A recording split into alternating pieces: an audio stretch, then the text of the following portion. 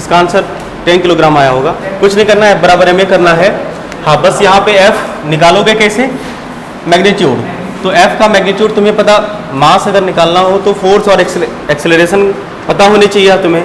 यहाँ पे फोर्स जो एक्ट हो रहा है वो आई, जे और के में एक्ट हो रहा है। तो नेट फोर्स कितना एक्ट हुआ, जैसे मान लो हमने ये फोर्स लगाया, तो इस फोर्स का कुछ वैल्यू एक्स में भी हुआ होगा, कुछ वैल्यू वाई में भी हुआ होगा, कुछ वैल्यू जेड में भी हुआ होगा। हमें बस ये फोर्स निकालना है, मतलब एक्स वाई जेड वाला जो कंपोनेंट है उसका रिजल्टेंट पता करना, हमें मैग्नीट्यूड पता करना है बस। तो मैग्नीट्यूड कैसे निकालते हैं पता है आपको? नहीं, कोई भी वेक्टर हो उस वेक्टर का मैग्नीट्यूड कैसे निकलता है, उसके अगर रेक्टेंगुलर कंपोनेंट तुम्हें पता हो तो सीधा सा क्या करते हैं, क्योंकि ये सारे रेक्टेंगुलर ऑर्थोगोनल होते हैं, तो मतलब कोई भी दो एक्सिस के बीच का एंगल 90 डिग्री ही होता है, इसलिए सीधा हम लोग उसको रिजॉल्व करते हैं और ए स्क्वायर बी स्क्वायर और सी स्क्वायर या x square y square z square का स्क्वायर रूट कर देते हैं। तो यहाँ पे सीधा फोर्स का अगर आपको मैग्नीट्यूड निकालना हो ओनली तो क्या करिएगा, force along x square, force along y square और यहाँ पे फोर्स अलोंग जेड स्क्वायर करिएगा। यहाँ से आपको दिख रहा होगा कि ये जो है force along x, force along y और फोर्स अलोंग जेड है, ये सीधा सीधा दिख रहा है। तो इन शॉर्ट आप ये कह सकते हैं कि 6i का स्क्वायर 1 ही होता है, नहीं 6 स्क्वायर प्लस माइनस 8 का स्क्वायर प्लस 10 स्क्वायर। इसको जब आप सॉल्व करेंगे तो कितना आएगा, 36, 64 और प्लस 100 मतलब 200 आएगा। 200 का स्क्वायर रूट होता है 10√2 न्यूटन आएगा ये। Clear, very good. मैग्नीट्यूड मिल गया। अब आपको एक्सेलरेशन दे ही रखा है कितना, √2 metre per second square acceleration दे रखा है, एक्सेलरेशन का मैग्नीट्यूड दे रखा है आपको। बढ़िया, तो आपको मास चाहिए ना, F equal to m a होता है, तो M equal to f by m. F कितना 10√2 और A कितना √2 खत्म 10 किलोग्राम। सबका आंसर आया, आसान था। साफ करें इसे, नोट करना है, नोट करना है नहीं, चलो ठीक है। टॉपिक को कंटिन्यू करते हैं और आज हम लोग करेंगे F बराबर एम ए का डिफरेंशियल फॉर्म और उससे रिलेटेड कुछ कंसेप्ट होंगे। रॉकेट प्रोपल्शन का कंसेप्ट यहीं से आएगा। चलिए लगाएंगे हेडिंग डिफरेंशियल फॉर्म। एक्चुअल में ये डिफरेंशियल फॉर्म क्या होगा, यही F बराबर एम ए ही है, उसी को लिखने का तरीका अलग से। हाँ, कि मान लो एक्सेलरेशन कांस्टेंट है तो क्या होगा, मास जब कांस्टेंट है तो क्या होगा।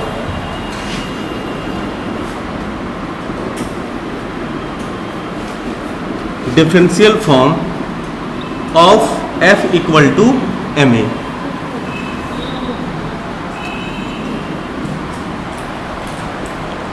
चलिए पहले समझ लेते हैं फिर नोट करेंगे। देखिए sir, F equal to m a सीखा हमने, क्लियर।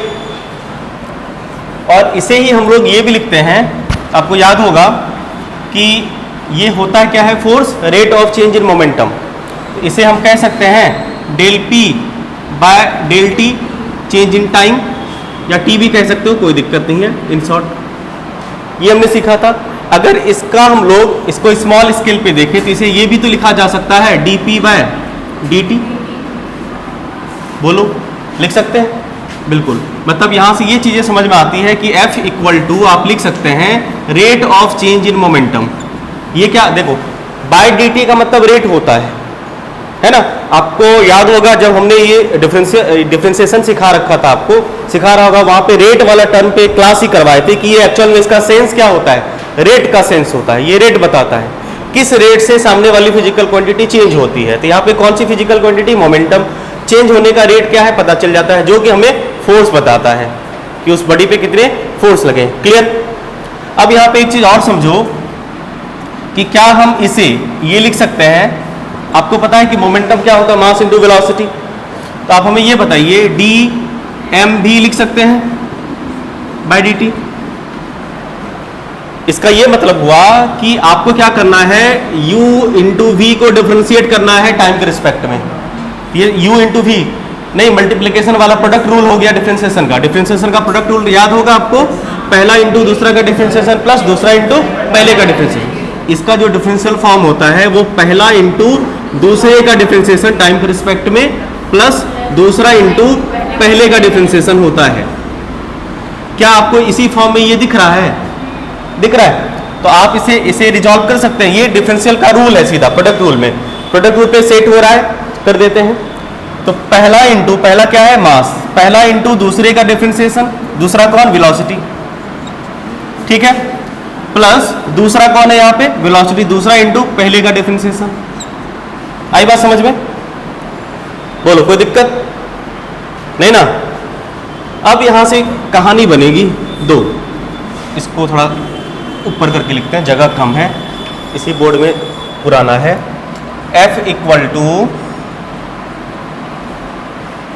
क्या लिखे थे? हाँ, dp बाय dt, और यहां से रिजल्ट निकल के आया था dp का हो गया mv बाय dt, और ये रिजल्ट निकल के आया सीधा सीधा, आपको यहीं पे लिख देते रिजल्ट, पहला इंटू दूसरा का डिफरेंशिएशन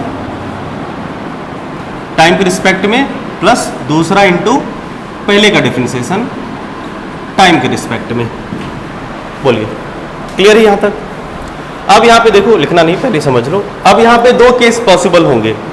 हमारे पास जो रिजल्ट है वो रिजल्ट, फाइनल रिजल्ट हमारे पास ये है, F equal to m d v by d t plus v d m by d t. ये फाइनल रिजल्ट है, और ये इसका जनरल फॉर्मूला भी है।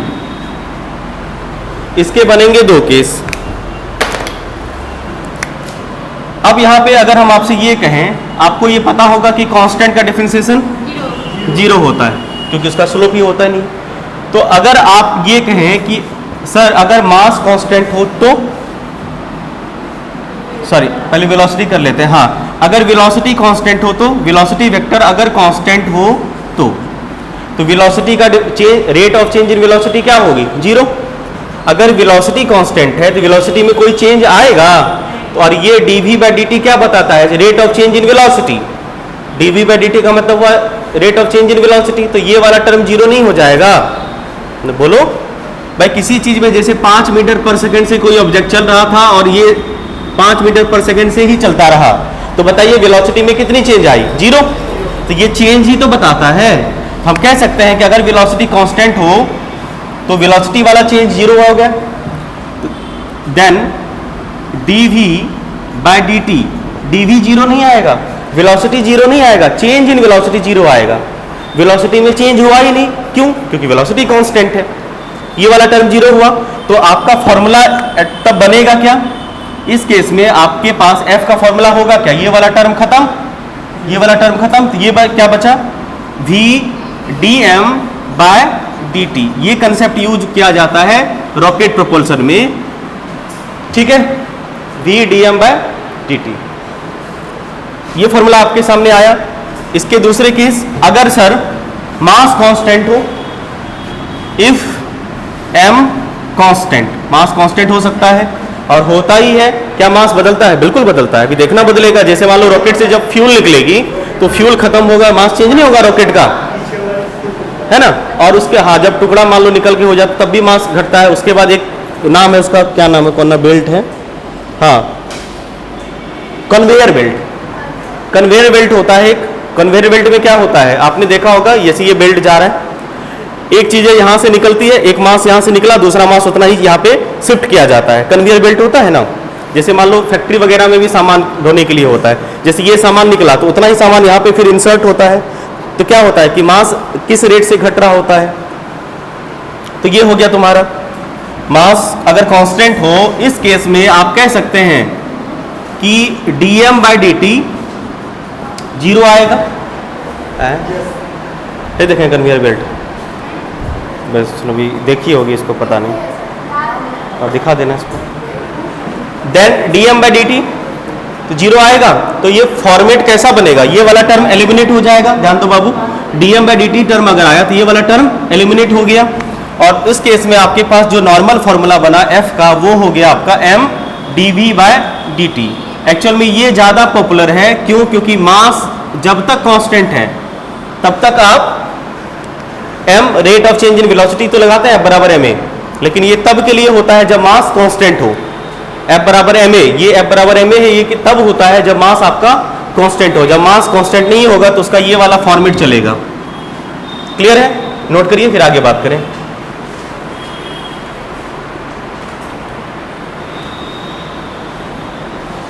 v dm/dt है ना, इसको लिख सकते हैं conveyor belt rocket propulsion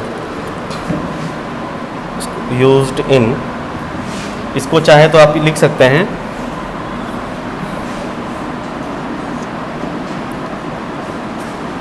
conveyor belt rocket propulsion में ये टर्म यूज होता है।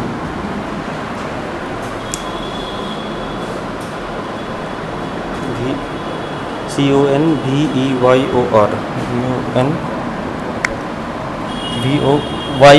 Conveyor belt. नोट करिए इसे,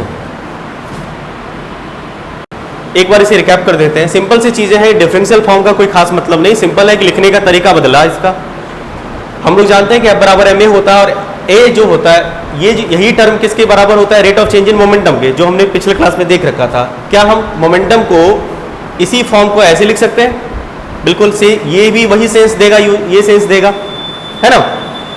और ये लिखने में आपको पता है कि ये ऐसा कब लिखाया जाता है, आपको याद होगा जब इसमें स्मॉल चेंज हो। तो हम लोग बहुत देखो, अगर मान लो किसी चीज में बड़ा चेंज निकालना हो तो उसको छोटे छोटे पार्ट में करके सबको सम अप कर देते हैं, वो ज्यादा एक्यूरेट होता है। स्मॉल चेंज को करके अगर सम अप करते हैं तो वो डाटा जो आता है रिजल्ट वो ज्यादा एक्यूरेट होता है। तो ये ज्यादा एक्यूरेट है इसके रिस्पेक्ट में, ये फॉर्म इस फॉर्म से मोर एक्यूरेट है ये, क्योंकि ये छोटे छोटे, जैसे हमने नहीं पढ़ा रखा है वैसे, कुछ डिवाइस नहीं पढ़ा रखे थे, बोले थे कि अलग से टाइम मिलेगा तो पढ़ाएंगे, जैसे वर्नियर कैलिपर वगैरह, लिस्ट काउंट वगैरह एक टर्म आता है, पढ़ाएंगे। ये ज्यादा एक्सपेरिमेंटल टॉपिक हम स्किप कर रखे थे, हो सकता है जब बैकअप चलेगा उसी में ये हम लोग कंटिन्यू करेंगे। तो लिस्ट काउंट एक होता है, जैसे मान लो मीटर स्केल का लिस्ट काउंट होता है 0.1 mm।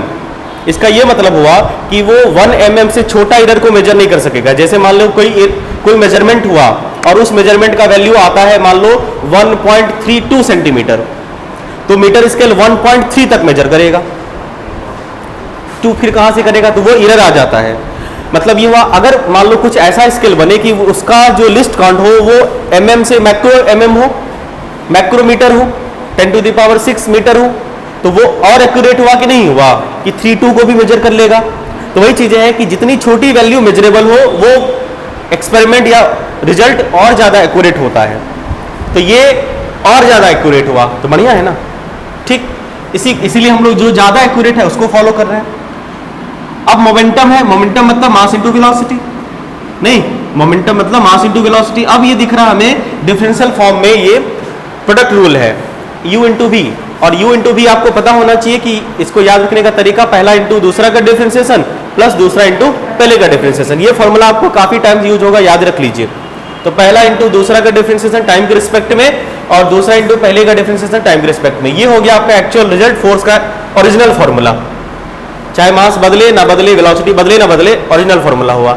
अब इसके दो केसेस होंगे, हो सकता है कि आपके पास वेलोसिटी कांस्टेंट हो, अगर वेलोसिटी कांस्टेंट हो तो dv/dt 0 हो जाएगा और ये टर्म एलिमिनेट हो जाएगा और ये फॉर्मूला आपका बचेगा v dm/dt, यानी वेलोसिटी कांस्टेंट, तो मास में जिस रेट से चेंज आएगा उसको आप प्रोडक्ट करोगे तो सीधा सा फोर्स बता देगा। और यही कंसेप्ट यूज किया जाता है रॉकेट प्रोपल्सन या कन्वेयर बेल्ट में। हम लोग रॉकेट प्रोपल्सन अलग से करेंगे, थोड़ा सा टॉपिक है छोटा सा। और अगर मान लो हमारे पास मास कांस्टेंट हो, तो मास कांस्टेंट हो तो dm/dt चेंज होने का रेट, मास के चेंज होने का रेट कांस्टेंट, सॉरी 0 आएगा। अगर मास कांस्टेंट है तो मास में चेंज आएगा ही नहीं आएगा, तो ये वाला टर्म 0 हुआ, तो ये वाला टर्म एलिमिनेट हो गया और ये फॉर्मूला आपका बच गया। ठीक है, तो ये दो फॉर्मूले होंगे। ये फॉर्मूला कब अप्लीकेबल होगा, ये लगभग मैक्सिमम टाइम में यही चलता है, dv/dt, मैक्सिमम टाइम में यही चलता है dv/dt।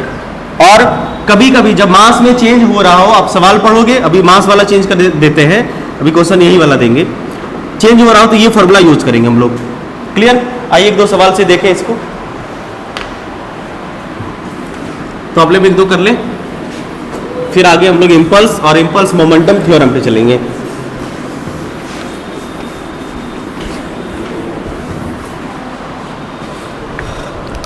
सवाल नोट करेंगे। अ 5 kg block is resting a 5 kg block is resting on a frictionless plane. It is stuck by a jet. एक जेट है पंप जैसा, releasing water at the rate of 3 kg per second, emerging with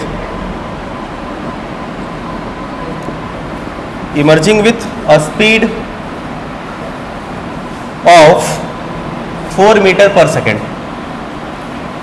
Calculate the initial acceleration of the block. एक बार question note करिए, फिर समझाएंगे question क्या है, फिर बनाइएगा। क्वेश्चन नोट करिए।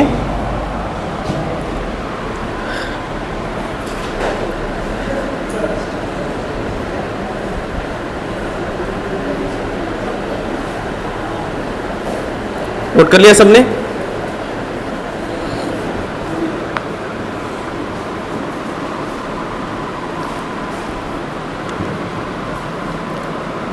देखो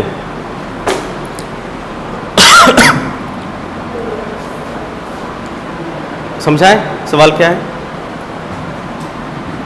एक ब्लॉक है 5 kg का जो एक फ्रिक्शनलेस प्लेन पे स्टक रखा हुआ है, ठीक है, प्लेस्ड। 5 kg का ब्लॉक फ्रिक्शनलेस सरफेस नहीं डाला ताकि आप जो फोर्स लगाएंगे वो फोर्स वेस्ट ना हो एक तरह से, तो 5 kg का। अब कह रहे हैं कि it is stuck by a jet releasing water at the rate of 3 kg metre per second. अभी स्टार्टिंग में रेस्ट में है ये, मतलब इसके पास कोई वेलोसिटी है ही नहीं, इसके पास वेलोसिटी है ही नहीं, तो भाई वेलोसिटी में चेंज की बात करनी ही नहीं, फिर नहीं, वेलोसिटी हो तब आए फिर ना चेंज हुआ, अगर वेलोसिटी है ही नहीं तो फिर बात ही नहीं करनी हमें। अब कह रहा है कि एक जेट है, जेट मतलब समझ रहे हैं, हाँ एरोप्लेन वाला भी जेट हो सकता है, लेकिन ये जो जेट है वो रिलीजिंग वाटर पंप होता है ना, वो आग बुताने वाला सब रखता है, वो जेट एक वाटर पंप होता है। तो इस जेट से वाटर इमर्ज हो रहा है इस पे, ठीक है, ये जेट है, इससे वाटर इमर्ज हो रहा है। किस रेट से emerging with a speed of 4 meter per second. 3 kg emerging with a speed of 4 meter per second. अच्छा, इसका मास देने, जैसे वाटर इस पे फेंका गया, वाटर फेंका गया किस स्पीड से, 4 मीटर पर सेकेंड से, और कितना वाटर, 1 सेकेंड में 3 kg, 1 सेकेंड, इसका मतलब ये हुआ कि 1 सेकेंड में कितना वाटर इस पे थ्रो किया गया।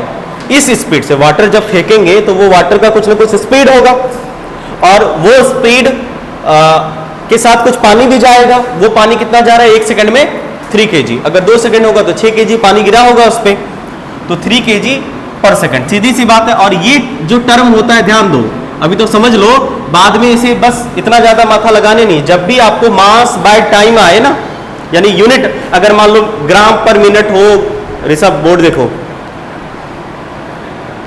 नहीं दिख रहा है, देखोगे तब न दिखेगा, देख रहे हो उधर उसका मुंह, तो बोर्ड कैसे दिखेगा? कहीं एक्सपेरिमेंट तो नहीं करो। Reflection of light, reflection of light में ऑब्जेक्ट को देखने के लिए ऑब्जेक्ट की तरफ देखना पड़ता है, ऑब्जेक्ट वो है, उसका चेहरा छपेगा, ध्यान दो बाबू। तो जब भी आपको मास बाय टाइम वाला यूनिट दिखे ना, आप समझ जाइए आपको dm/dt दे रखा है, और ये दिया रहता है मैक्सिमम केस में। कभी कभी हो सकता है फाइंड करने के लिए कहा जाए, लेकिन आपको dm/dt दिया रहेगा। dm/dt का मतलब ये हो गया कि सीधा सा आपको kg बाय सेकेंड हो, या kg पर मिनट हो, kg पर आवर हो, कुछ भी दे रखा हो, मास बाय टाइम वाला यूनिट होगा तो वो dm/dt ही होता है। क्लियर? इसका मतलब यहां पे आपको क्या दे रखा है, यहां पे आपको दे रखा है dm/dt कितना 3 kg पर सेकेंड, और क्या दे रखा है आपको वेलोसिटी, नहीं वेलोसिटी कितनी दे रखी है आपको 4 मीटर पर सेकेंड। हमसे पूछा गया है कि इसका इनिशियल एक्सेलरेशन बताओ, तो भाई इनिशियल वेलोसिटी तो ऐसे भी इसके पास 0 ही है, एक्सेलरेशन निकालने के लिए क्या करना पड़ेगा, मास ऑब्जेक्ट का पता है, ऑब्जेक्ट पे लगा फोर्स, ऑब्जेक्ट पे लगा फोर्स ही ना। अब बताओ ऑब्जेक्ट पे लगा फोर्स कैसे निकालोगे, एक्सेलरेशन पूछ रहा है, एक्सेलरेशन तो होगा जब अभी रुकी हुई है वेलोसिटी से इस पे एजेक्ट होगा, इस पे वेलोसिटी आएगी फ्रिक्शन लेस से, इसके पास एक्सेलरेशन आएगा और एक्सेलरेशन इसका चेंज होगा। क्यों? क्योंकि फ्रिक्शन लेस सरफेस है ना, बार बार ये फोर्स लगा ही रहा है, तो फोर्स लगेगा कंटिन्यूसली, फोर्स का मैग्नीट्यूड बढ़ेगा ही बढ़ेगा, एक्सेलरेशन भी चेंज होगा। इसलिए यहाँ पे इनिशियल एक्सेलरेशन पूछा है, स्टार्टिंग में, स्टार्टिंग में जिस वेलोसिटी से जंप इजेक्ट किया गया वो निकाल लो। इन शॉर्ट यहाँ पे सीधा सीधा आपको क्या करना है, फोर्स इक्वल टू, फॉर्मेट दिख गया आपको, कौन सी वाली लगानी है, v dm/dt, क्योंकि मास जो इजेक्ट हो रहा है उस पर अलग अलग टाइम में अलग अलग होगा, रेट ऑफ चेंज इन मास हो रहा है, अभी 1 सेकंड में 3 kg, 2 सेकंड में 6 kg, तो dm/dt ना, आई बात समझ में? बिल्कुल। तो ये और इसी वेलोसिटी से इसे मेंटेन करना है, मतलब ये है कि इसको 4 मीटर पर सेकंड से चलाते रखना है, मतलब वेलोसिटी कांस्टेंट है तो 4 मीटर पर सेकंड से चलाते रखना है, तो उसके लिए मास ज्यादा ज्यादा इजेक्ट करना पड़ेगा। बस फॉर्मेट बन गया आपका, पता चल गया वेलोसिटी कितनी है 4 और dm/dt कितनी है 1.4। अच्छा, ये फोर्स आ गया 12 न्यूटन। अब आपसे पूछा initial acceleration, acceleration equal to क्या होता है, फोर्स बाय मास, ये ना, फोर्स कितना 12 और मास कितना 5, तो हो गया तुम्हारा 5 2 10 और 5 के 20, 2.4 metre per second square. Note करिए, एक सवाल और करेंगे, क्वेश्चन समझ पाए, दोबारा समझाना नहीं ना है, ठीक है। देखिए सवाल ये था कि एक बडी है जो किसी स्मूथ सरफेस पे फ्रिक्शन लेस, मतलब उसमें कोई फ्रिक्शन नहीं है, उस पे रेस्ट में था। अब इस ब्लॉक को हमें 4 मीटर पर सेकंड के कांस्टेंट वेलोसिटी से चलानी है। इसका मतलब यही हुआ कि 4 मीटर पर सेकंड की स्पीड से अगर पानी फेंकोगे तो रुकी हुई चीजों की स्पीड कितनी होगी, 4 मीटर पर सेकंड से। आई बात समझ में? अगर मान लीजिए जैसे किसी टेबल को तुम लेके 5 मीटर पर सेकंड से दौड़ रहे हो तो टेबल की स्पीड क्या होगी, 5 मीटर पर सेकंड। तो भैया 4 मीटर पर सेकंड से पानी इस पे जंप करना है और कह रहा है कि उसी स्पीड में बनाए रखने के लिए इस पे लगा फोर्स बताओ, मतलब एक्सेलरेशन बताओ। तो एक्सेलरेशन के लिए आपको फोर्स का पता होना जरूरी है, हमें फोर्स निकालना है सर। कौन सा ऑप्शन ए, हाँ ठीक है। तो 5 kg मास पता था, एक्सेलरेशन निकल आएगा तो फोर्स निकल आएगा। एक्सेलरेशन पूछ रहा है, फोर्स कैसे निकलेगा, तो जरा ध्यान से देखो, इसमें बोल रहा है कि वेलोसिटी कांस्टेंट होनी चाहिए, 4 मीटर पर सेकंड ही रहनी चाहिए। इसका मतलब वेलोसिटी कांस्टेंट, तो dv/dt वाला टर्म एलिमिनेट हो गया, तो तब बचा कौन, dm/dt वाला टर्म। और dm/dt दे रखा है, लिखा रखा है ना कि देखो dm/dt मतलब मास बाय टाइम, तो देखो kg पर सेकंड, मास बाय टाइम ये dm/dt ही होता है। किस रेट से उस पर मास इजेक्ट किया जा रहा है, निकाला जा रहा है या फेंका जा रहा है, वो dm/dt ही होता है। ठीक, तो dm/dt दे रखा है, v कांस्टेंट रखना है, आपको फॉर्मूला पता है v dm/dt, v का वैल्यू 4, dm/dt का वैल्यू 3, 12 आ गया फोर्स, और ये बराबर है f/m 12/5। क्लियर? उसी से मिलता जुलता सवाल है, इसका ऑप्शन क्या आया, इसका आंसर क्या आया, ए करेक्ट है, ए आया है। सेम सवाल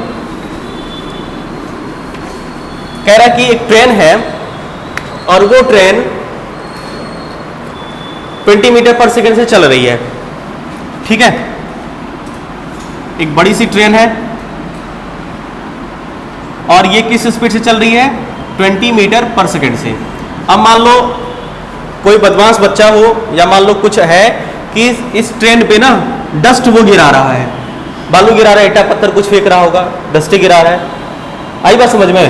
तो इस पे गिर रहा है क्या, मान लो डस्ट, कोई बम भी गिरा सकता है, बच गिरा डस्ट गिर रहा है। और डस्ट किस रेट से गिर रहा है, जरा ध्यान दो तो, 50 kg पर मिनट, मतलब 50 kg पर मिनट मतलब 1 मिनट में 50 किलोग्राम।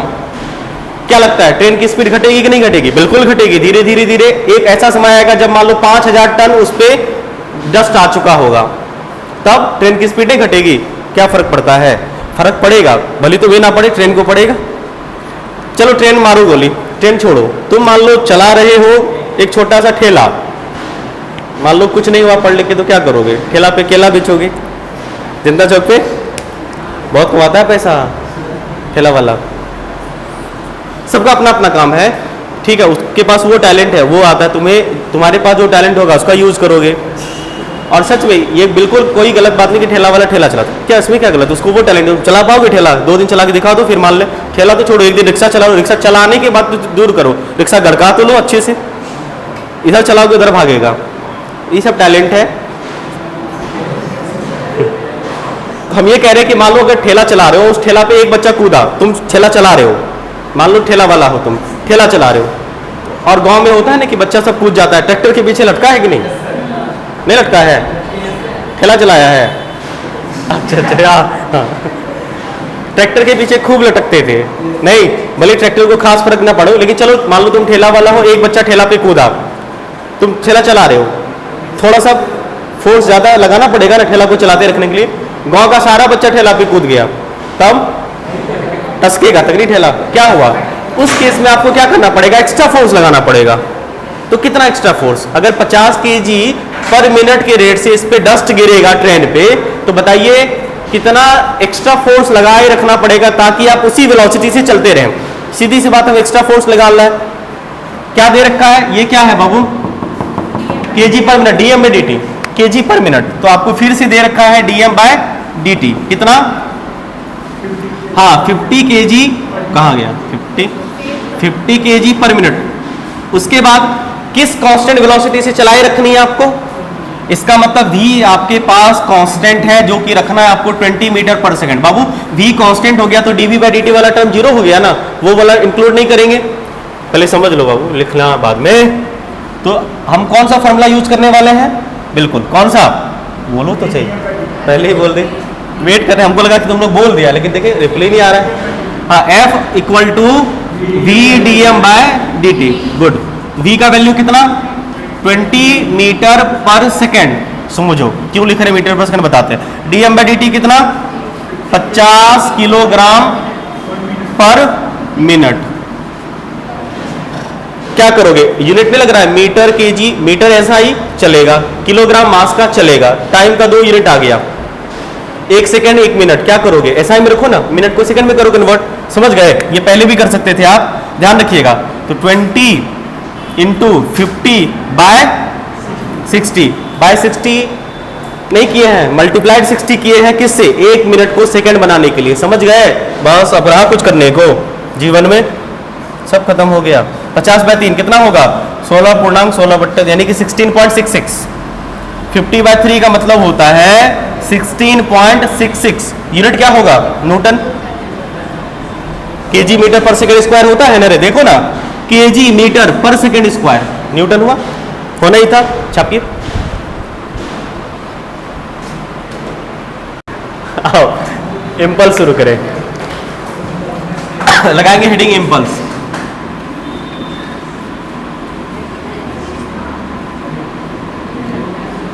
इम्पल्स देखो, इम्पल्स कुछ नहीं होता है, मोमेंटम में जो चेंज होता है उसी को इम्पल्स कहते हैं। इम्पल्स मतलब हो गया चेंज इन मोमेंटम। रेट मत लगा देना, फोर्स हो जाएगा। तुम लोग बहुत इमोशनल हो, लगा देते हो रेट, कुछ भी हो रेट बोल देते हैं, क्या जाता है? इम्पल्स चेंज इन मोमेंटम बोलेंगे sir, rate of change in momentum, force हो जाएगा वो। ये सिंपल इम्पल्स होता है। देखो इम्पल्स क्या होता है, जैसे एक ऑब्जेक्ट थी, वो u वेलोसिटी से चल रहा था और उस पे लग गया फोर्स। सुनो बाबू, उस पे फोर्स लगेगा मान लो t टाइम तक, तो उसकी वेलोसिटी बदलेगी, और वेलोसिटी बदल के हो गई मान लो v, तो क्या बदला? मोमेंटम। मोमेंटम बदला, और मोमेंटम का बदलना ही इम्पल्स का होना होता है। आई बात समझ में? तो ये हो गया क्या? चेंज इन मोमेंटम हो गया। यहां पे क्या हो गया? इसके मोमेंटम में चेंज इन मोमेंटम। यहां पे हुआ है चेंज इन मोमेंटम, और इसी चेंज इन मोमेंटम को हम लोग क्या कहते हैं? इम्पल्स। चेंज इन मोमेंटम क्या कहलाता है? इम्पल्स। अब देखो इम्पल्स में है क्या कि तब तो सर बढ़िया बात है, इम्पल्स मतलब 4 मीटर पर सेकेंड से कोई ऑब्जेक्ट चल रहा था, 2 न्यूटन का फोर्स लगाए, इम्पल्स हो गया। नहीं, यहाँ पे है क्या कि थोड़ा स्पेशल है, ये स्पेशल केस में मोमेंटम में चेंज। जैसे चेंज इन मोमेंटम तो नॉर्मल भी हो सकता है कि आपने 10 न्यूटन का फोर्स लगाया और मान लो 10 मीटर पर सेकंड की स्पीड में चेंज आ गई, वेलोसिटी में चेंज आ गया। यहाँ पे भी मोमेंटम में चेंज आया है, लेकिन यहाँ पे इम्पल्स कहना इस चेंज इन मोमेंटम को थोड़ा अच्छा नहीं लगता है। तो इम्पल्स हम लोग कब चेंज इन मोमेंटम होगा तो कहेंगे, इम्पल्स हम लोग कब कहेंगे? मोमेंटम में चेंज हमेशा जो चेंज होता है, क्या उसी चेंज को आप इम्पल्स कहेंगे? ठीक नहीं लगेगा। कब कहेंगे? तो जब large force small interval of time के लिए लगेगा, तब जो मोमेंटम में चेंज आएगा उसे इम्पल्स कहिए। नहीं समझे? इम्पल्स एक स्पेशल केस है मोमेंटम में चेंज का, लेकिन कब? जब लार्ज अमाउंट में force small interval of time के लिए लगे। जैसे मान लो तुम्हें एक ईटा कोई जोर से मार दे कपार पे तुरंत, ये भी इम्पल्स नहीं होगा। लार्ज अमाउंट में फोर्स, बहुत ज्यादा फोर्स से, जैसे मान लीजिए, हाँ ये हो गया तुम्हारा, कह सकते हो नहीं, जैसे कोई चीज होता है ना लोहा का बड़ा सा, वो स्टील वगैरह को पीटने के लिए, सीट बनाने के लिए यूज करते हैं ना, बड़ा बड़ा हथौड़ा नहीं, मशीन होता है ना उसका। तो वो मशीन क्या करता है? लार्ज अमाउंट में फोर्स एक्सर्ट करता है और शॉर्ट इंटरवल ऑफ टाइम के लिए, तो वो क्या क्रिएट करता है? इम्पल्स। वो क्या करता है? इम्पल्स। आई बात समझ में? तो इम्पल्स चेंज इन मोमेंटम ही होता है, लेकिन कब? जब लार्ज अमाउंट में फोर्स लगने से वेलोसिटी में चेंज आए और स्मॉल इंटरवल ऑफ टाइम के लिए। आई बात समझ में? लिख लीजिए, when a large force is applied,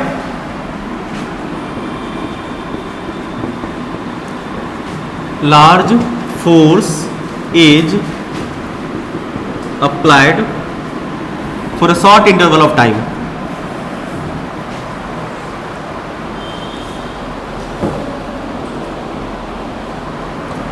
for applied on a body, applied on a body कर दो, on a body for a short interval of time, interval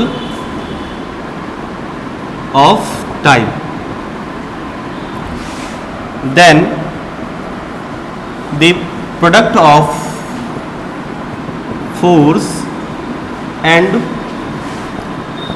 time is called impulse.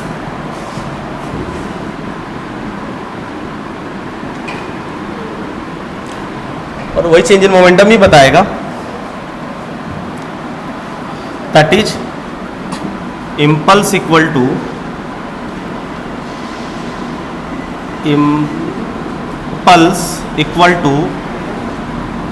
Large force and short time, I equal to f into t. मतलब ये force कैसा होना चाहिए? Force large होना चाहिए और टाइम आपका शॉर्ट होना चाहिए, छोटा टाइम।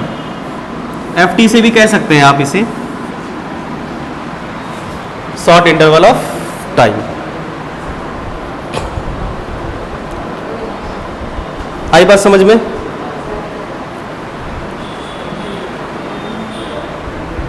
इसे अगर चाहो तो तुम ऐसे भी समझ सकते हो, ऐसे देखो, फोर्स इंटू टाइम है, फोर्स इंटू टाइम, जरा याद करिए, फोर्स इंटू टाइम को rate of change in momentum को फोर्स कहते हैं। फोर्स किसे कहते हैं? Rate of change in momentum. मतलब ये होता था rate of change in momentum. मान लो ये फोर्स बहुत लार्ज है, बहुत शॉर्ट टाइम है, तो एम भी minus m u by t, ये तो एफ हो जाएगा। और 4 शॉर्ट इंटरवल ऑफ टाइम दिख रहा है, तो टी टी खत्म। इन शॉर्ट आप ये भी कह सकते हैं कि ये एम भी माइनस यू, मतलब ये किस चीज को सिग्निफाई कर रहा है? चेंज इन मोमेंटम को, चेंज इन मोमेंटम को। लेकिन ध्यान रखिएगा, ये तब के मोमेंटम में चेंज की बात की जा रही है जब बहुत ज्यादा force small interval of time के लिए एक्ट हुआ है बॉडी पे, तब जो चेंज इन मोमेंटम होगा, उस चेंज इन मोमेंटम को आप इम्पल्स के नाम से जानेंगे।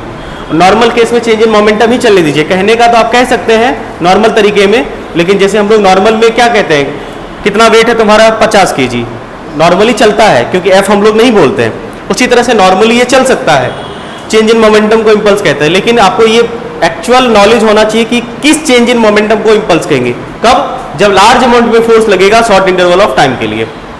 नोट कर लिया सबने? कर लिया सबने नोट? अब देखो फॉर्मूला एफ इंटू टी याद रखिए, या एम भी माइनस एम यू में टी मल्टीप्लाई कर दीजिएगा, एक ही बात है। बोलो अब बताओ बाबू, अगर हम तुमसे ये पूछे कि इसका एसआई यूनिट क्या होगा, अच्छा ये बता, इंपल्स वेक्टर क्वांटिटी होगी कि स्केलर, सोच के बताना। इंपल्स वेक्टर क्वांटिटी होगा कि स्केलर, इतना सोचोगे? तब सोच के बताना का मतलब तुम लोग सोचने लगे, रे ये बात कोई सोचने वाली बात है, वेक्टर मल्टीप्लाइड बाय स्केलर, तब सच में सोचने लगा तुम लोग, मेरा आज्ञाकारी छात्र। नहीं बाबू, समझ गए ना? Very good. तो भाई इंपल्स का फॉर्मूला क्या होता है? इंपल्स का फॉर्मूला हो गया सर फोर्स इंटू टाइम। तो बताइए इसका एसआई यूनिट क्या बनेगा? देखो इंपल्स को आई से रिप्रेजेंट कर रहे हैं अभी तक काल, क्योंकि और दूसरा चीज मेरे दिमाग में नहीं आ रहा है। आई आएगा आपकी जिंदगी में मोमेंट ऑफ इनर्शिया के नाम से, लेकिन वो मोमेंट ऑफ इनर्शिया होगा, वहां पे आई रहेगा, मोमेंट ऑफ इनर्शिया। ये simply I for impulse, clear है? हाँ, एसआई यूनिट इसका हो जाएगा, देखो फोर्स का होता है न्यूटन और ये होता है मीटर, तो न्यूटन मीटर कह सकते हैं, सॉरी न्यूटन सेकेंड, ओह न्यूटन सेकेंड बोलो। हाँ, और अगर सीजीएस यूनिट कहेंगे तो डायन पर सेकेंड, रहने दो। हाँ, अब अगर डायमेंशन पूछे तुमसे, डायमेंशन पूछे तुमसे तो क्या बोलोगे? हाँ, न्यूटन का होता है MLT माइनस 2 और टाइम का T, तो क्या होगा, क्या T माइनस 1 हो जाएगा, तो MLT माइनस 1। हाँ, अब देखो भाई यूनिट वही कैरी करेगा। मोमेंटम का क्या यूनिट होता था? मोमेंटम का केजी मीटर पर सेकंड ना, ये तो है केजी मीटर पर सेकंड, एक ही बात है। न्यूटन का होता है केजी मीटर पर सेकंड स्क्वायर, न्यूटन का, और यहां पे देखो इंटू एस, केजी मीटर पर सेकंड ही रहा ना, सब एक ही चीज है बाबू, केजी मीटर पर सेकंड, एक ही बात है, यूनिट सेम रहेगा। तो जो डायमेंशन, क्योंकि दोनों सिमिलर टाइप की फिजिकल क्वांटिटी ना, बस चेंज बता रहा है, स्पीड में चेंज आएगा तो स्पीड का ही डायमेंशन और यूनिट वो कैरी करेगा। क्लियर? बोलो बहुत सुंदर। अब इसके दो स्पेशल केस हमें करने हैं, इसमें दो स्पेशल केस हमें डिस्कस करना है।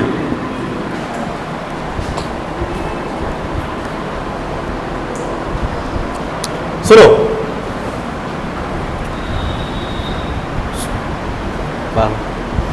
ये हुआ ना बात, सुन, ये मान लो एक ऑब्जेक्ट है जिसका मास मान लो कुछ है, इस पे फोर्स लगा, सुबह 5 बजे लगना शुरू हुआ और शाम 6 बजे तक लगता रहा, उसके बाद फोर्स हट गया, तो एक शॉर्ट इंटरवल ऑफ टाइम हो गया ना? नहीं, शॉर्ट इंटरवल मतलब बहुत कम का गैप हो, तो क्या होगा कि मान लो इस ऑब्जेक्ट पे फोर्स मान लो लगना स्टार्ट हुआ और T1 टाइम में और T2 टाइम तक लगा।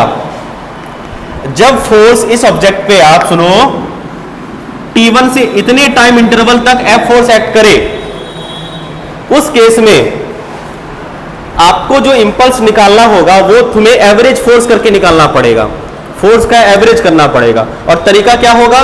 तरीका होगा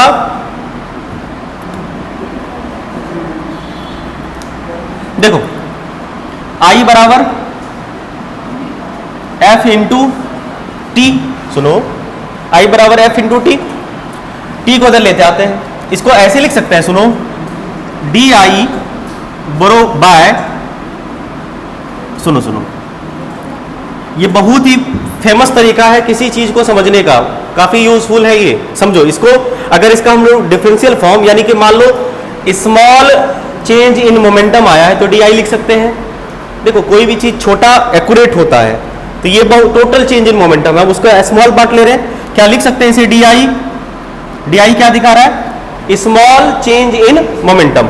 फोर्स रहने देते हैं, फोर्स तो कांस्टेंट लगा रहे हो ना, और in short interval of time, अगर पूरे टाइम में आई मोमेंटम आई इंपल्स आया है तो छोटा टाइम में छोटा इंपल्स आएगा। क्लियर? इसे इधर कर लेते हैं। देखो हम डायरेक्ट भी लिख सकते थे di/dt, लेकिन इसको तुम समझो, ये करने का तरीका समझो। di/dt कह सकते हैं f है तो यही ना एक, di/dt कह सकते हैं f, बिल्कुल। और ये जो f होता है, सुनो, ये जो f होता है, ये f कौन सा फोर्स है जो आप लगा रहे हैं? आई बात समझ में? और यहां पे अगर आपने फोर्स कांस्टेंट कर रखा है, और कांस्टेंट, चलो दो केस बनेगा इसका। एक केस हम ये बना रहे हैं कि कांस्टेंट फोर्स T1 से T2 टाइम तक लगा। तो इस केस में हम लोग क्या करेंगे, इस केस में क्या करेंगे, अगर इसी DI को इंटीग्रेट कर दें, तो टोटल I नहीं मिलेगा T1 से T2 टाइम तक। अब बोलोगे सर यहां पे क्या रखें? देखो ऐसे अगर हम तुमसे पूछे, तुम लोग ऐसे भी समझदार हो, समझ सकते हो। जैसे बोलेंगे हम टाइम मान लो 2 सेकंड से 5 सेकंड ले रहे हैं, समझो 2 सेकंड से 5 सेकंड ले रहे हैं, और फोर्स मान लो हमने लगाया है 10 न्यूटन। बहुत लार्ज फोर्स लगाना है क्या? चलो 1000 न्यूटन लगा दिए। समझाते हैं क्या कहना चाह रहे हैं। 1000 न्यूटन 2 से 5 सेकंड तक लगाए तो इंपल्स कितना हो गया? सीधा सीधा बोलोगे कहा ये सब झोलझाल कर रहे हो, बिल्कुल नहीं करना है तुम्हें, ये चीजें पकड़नी है। कर क्या रहे हम लोग, रिजल्ट ऐसा ही होगा। तो I बराबर F इंटू टी क्या होगा? 5 - 2 बराबर 1000 गुना 3 बराबर 3000। आई बात समझ में? अब देखो इसको करने का स्टैंडर्ड वे क्या है वो समझा हम रहे तुम्हें। क्लियर? करना हमें यही है, रिजल्ट भी यही आएगा जो अभी तुम कर रहे हो। क्या करोगे? यहाँ पे टाइम इंटरवल का डिफरेंस रखोगे, ये नहीं करोगे। देखना ये एक्सप्रेशन में सेम ऐसा ही आएगा। हम यहाँ पे इसका जनरल फॉर्मूला बना रहे हैं। तो क्या करें, अगर हमें टोटल I चाहिए, ये हुआ आपका, मान लो यहां से हमने ये सीखा, अगर मान लो हमें टोटल I चाहिए तो ये I को हम लोग लिख सकते हैं integration of DI in interval of time T1 से T2 तक। डिफरेंट इंटीग्रेशन हो गया। अब DI के प्लेस पे क्या रखोगे sir? F into dt, integrate करोगे कहां से कहां तक? T1 से T2 तक। Very good. तो ये आपका I हो गया। F तो कांस्टेंट है, बाहर आ जाएगा। F कांस्टेंट है, बाहर आ जाएगा।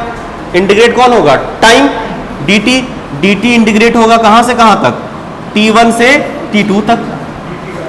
अब आपको पता है कि dt का इंटीग्रेशन t होता है, तो सीधा यहां पे आप लिखोगे कि I इक्वल टू F, लिखते कैसे हैं? dt जो भी इंटीग्रेशन आएगा, और ये होता है इसका लोअर लिमिट और ये होता है अपर लिमिट, ये सब सिखा चुके हैं हम। तो I equal to in short कह सकते हैं कि F इक्वल टू, देखो वही फॉर्मूला बनेगा, T2 माइनस T1। क्या हमने यही कहा था? बस। तो आपको यही समझना है कि जब ऐसा होगा तो आपको क्या करना है, बस इंटीग्रेट कर देना है T1 से T2 टाइम तक। किसको? टाइम को। फोर्स कांस्टेंट रहेगा, पहले छापो। और अगला केस इसमें हम लोग करेंगे, फोर्स को चेंज करेंगे, तो वहां पे एवरेज फोर्स लेंगे। नोट करिए। अगर केस 1 में स्टेटमेंट लिखना चाहो तो लिख सकते हो, if this force is working. Case 1 में अगर स्टेटमेंट लिखना चाहते हो, if this force is working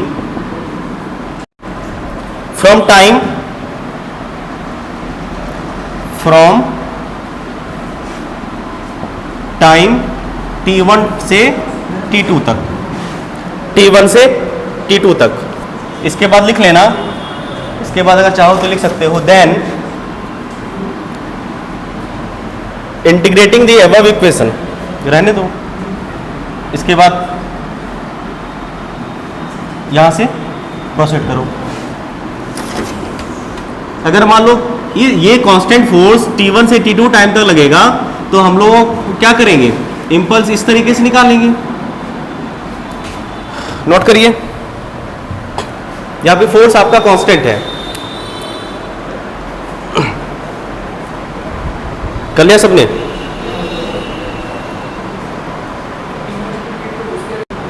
यहां पे तुम एक चीज और ऑब्जर्व कर सकते हो, कि इम्पल्स जो होता है वो चेंज इन मोमेंटम ही होता है। सुनो कैसे, इसी एक्सप्रेशन को देखो जरा ध्यान से, ये वाला एक्सप्रेशन, क्या तुम इसे ये भी कह सकते हो F into D T, D P constant force short interval of time के लिए अगर लगा तो छोटा सा मोमेंटम में चेंज आया, इसे कह सकते हैं डीपी।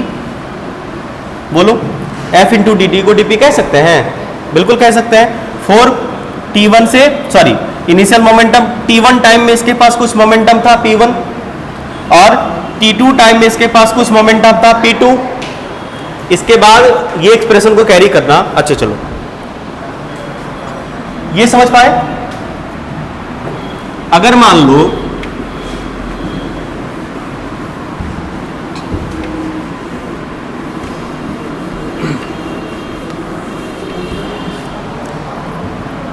also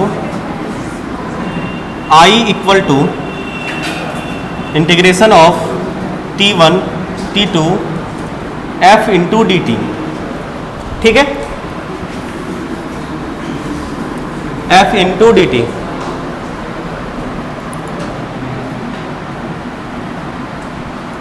ये हो गया तुम्हारा, इसे डीपी लिख देते हैं शॉर्ट में, नहीं F into D T DP कहलाएगा। और T1 टाइम पे मोमेंटम मान लो P1 था, और T2 टाइम पे मोमेंटम मान लो P2 हो गया।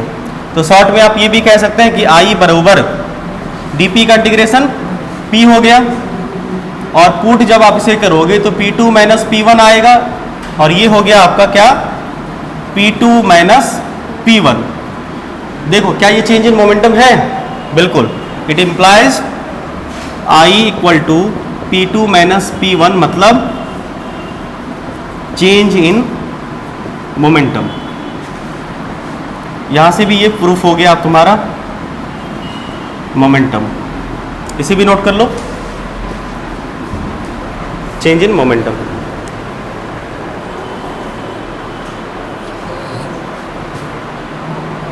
एक और केस कर लेते हैं, जब मान लो फोर्स हमारा एवरेज फोर्स लग रहा हो, बेटा इसे अगर फोर्स हमारा एवरेज हो तो कैसे इसे एक्सप्रेस करना है। केस 2,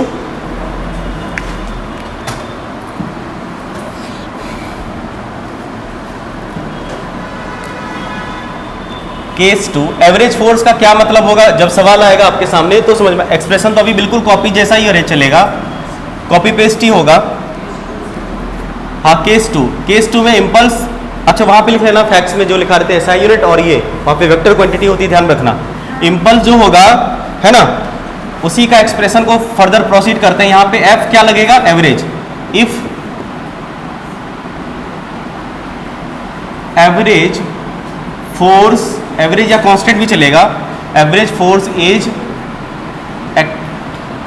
ऑन एक्टेड, तो F average into D T, और वही इंटीग्रेशन T1 से T2 तक। और फिर आगे आपको पता है कि क्या होने वाला है, कुछ नहीं होने वाला, सीधा रिजल्ट लिख देते हैं, I बराबर F एवरेज, नहीं और क्या होता था, इंटू बोलो T2 माइनस T1। एक ये फॉर्मेट आया था, और दूसरा एक फॉर्मेट आया था, कौन सा वाला आपका, इसी को आप कह सकते हैं मोमेंटम एवरेज, नहीं। और पता है कि हम लोग जो मोमेंटम कैलकुलेट करते हैं वो एक्चुअल में I equal to F average into del t, मतलब ये चेंज इन टाइम, ये कैलकुलेट करते हैं, और यही चेंज इन टाइम आपका कहलाता है change in momentum, change in momentum, ठीक है, जिसे आप P2 माइनस P1 भी कह सकते हो। क्लियर है? तो आज के लिए इतना ही। कल हम लोग इम्पल्स मोमेंटम थ्योरम और एनर्जी, ये मोमेंटम कंजर्वेशन करेंगे, और फिर थर्ड लॉ में छोटा सा डिस्कशन होगा, एक्शन रिएक्शन की थोड़ी सी बात करेंगे हम लोग, और फिर हम लोग सीधा आएंगे एफबीटी पे। ठीक है, आज के लिए इतना ही, मिलते हैं फिर अगली क्लास में, तब तक के लिए पढ़ते रहिए, बहुत बहुत धन्यवाद।